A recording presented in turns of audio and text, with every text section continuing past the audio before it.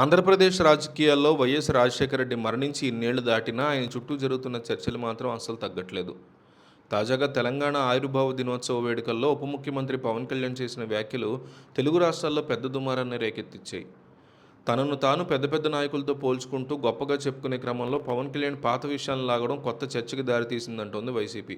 ముఖ్యంగా 2005, 2006 ప్రాంతాల్లో తన మీద కుట్రలు చేయడానికి రాజశేఖర రెడ్డి ఒక ఉన్నత పోలీసు అధికారితో మాట్లాడారని పవన్ కళ్యాణ్ చేసిన ఆరోపణలు కాంగ్రెస్ వర్గాల్లో తీవ్ర ఆగ్రహాన్ని తెప్పించాయి.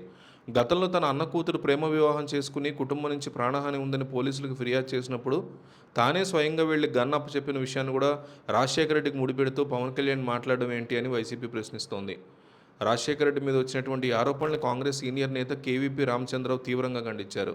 ఈ మేరకు ఆయన పవన్ కళ్యాణ్కి ఒక సుదీర్ఘమైనటువంటి బహిరంగ లేఖ రాశారు.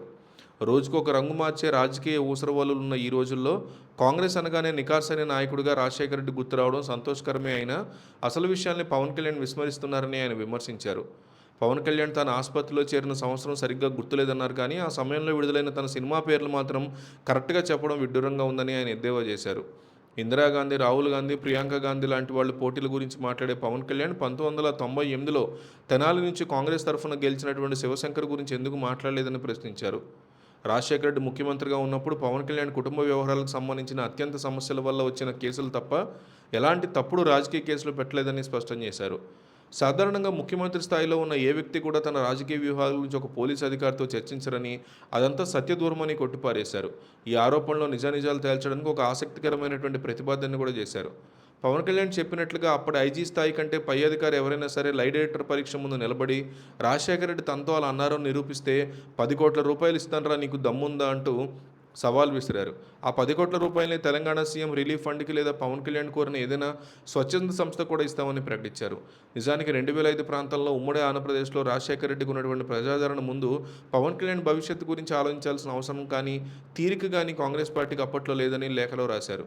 అప్పటి పవన్ కళ్యాణ్ కుటుంబం రాజకీయాల్లోకి వస్తున్నట్టు కనీస సంకేతాలు కూడా లేవు కాబట్టే టార్గెట్ చేశారనడం హాస్యాస్పదంగా ఉందని పేర్కొన్నారు. పవన్ కళ్యాణ్కి అత్యంత అభిమానం ఎప్పుడూ లేదని, 2019 ఎన్నికల్లో 2 చోట్ల ఓడిపోవడం, అలాగే 2023 తెలంగాణ ఎన్నికల ఫలితాలే దానికి నిదర్శనమని విమర్శించారు. ఒకప్పుడు చేగువేర మార్గం అంటూ తిరిగిన పవన్ కళ్యాణ్ ఇప్పుడు సనాతన ధర్మ పరిరక్షకుడిగా మారి ఇలాంటి అర్థం లేని ఆరోపణలు చేయడం ఆయన స్థాయికి తగదని హితవు పలికారు. చనిపోయి 17 ఏళ్ల తర్వాత కూడా ప్రజల గుండెల్లో ఉన్న నాయకుడి మీద ఇలాంటి ఆధారాలు లేని మాటలు మాట్లాడడం ఆయన అభిమానుల్ని బాధించడమే అవుతుందంటూ కూడా ఆయన హితవు పలికారు.